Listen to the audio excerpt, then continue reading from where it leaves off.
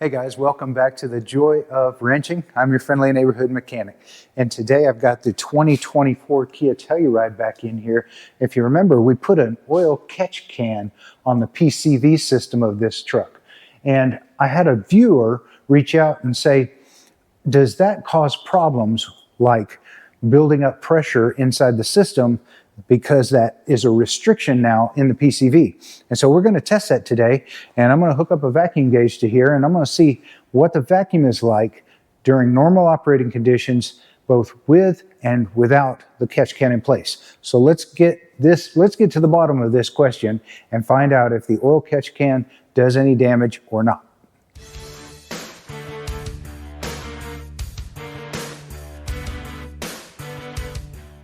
So let me show you what we've got set up here on the Kia. So if you guys remember from the last video, and I'll put a link link to that video in the description, we added this oil catch can, just a cheapo catch can off of Amazon, and some hoses that come in and out of it. And so what I've done is I've taken those hoses off of my catch can and I've just routed them straight through. So this here is just a normal PCV setup, and I have a T in here coming off to a vacuum gauge, and this vacuum gauge will tell us how many inches of vacuum here, that 15, 20, 25, that's inches in mercury of vacuum. And we're going to see how many inches of vacuum this thing pulls at idle, and then also at sort of a higher RPM range, say 1500 or 2000. And then I'll show you also what happens when we flick the throttle. You'll get to see what happens to your vacuum. And then we're going to go ahead and hook this thing back up, hook up our catch can, and then I'm going to have this vacuum line in line with our catch can to see if the catch can makes any difference in those values. All right, so I'm going to get in the car here and start it up, and I've got my vacuum gauge set up right there so that we can see that. And let's go ahead and start this thing and see what kind of vacuum it pulls.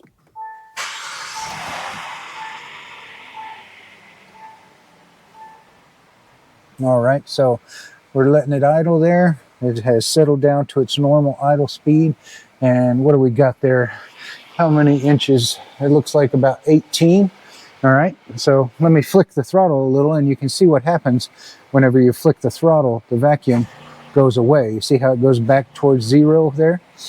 And I'm going to go ahead and let it settle back to its idle, and we're going to give it a little bit more RPM. So now we're at about 2000 RPM, and it's pulling about 20, 21, looks like, inches of mercury. All right, and then we'll let it settle back down to regular idle, and again settles back in that 18 inches of mercury range. So that's sort of our starting point. This is no catch can inline, and we're going to go ahead and hook up that catch can now and see what changes. All right, so I'm going to go ahead and put this catch can back in line, but before I do that, I wanted to take this apart real quick and show you the reason why people feel like this could be a restriction in the system. All right, so as you can see, we haven't caught very much stuff, and I showed you that before when I did the last oil change. But right up underneath here, and I don't know if I'll be able to get the camera in there to see it. Yeah, okay. There's a little bit of a brass centered screen right there.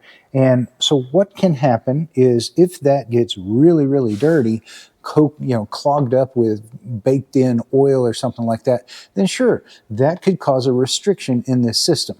But if you keep this thing clean, I'll bet you there's not much of a change in the vacuum that it's pulling.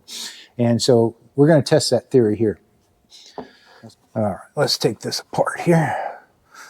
This one goes right here on this port, and then we'll take this and put it on this port, like so. Now, we need to put this vacuum gauge in line. So I'm going to get a little piece of hose here and just put this vacuum gauge right in line. There we go. Ooh. So we'll go ahead and get our little piece of hose here, stick it there, put our vacuum gauge in line. Oh, come on.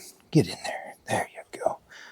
And then we'll put our PCV hose going back to the engine and hook our vacuum gauge back up to the T.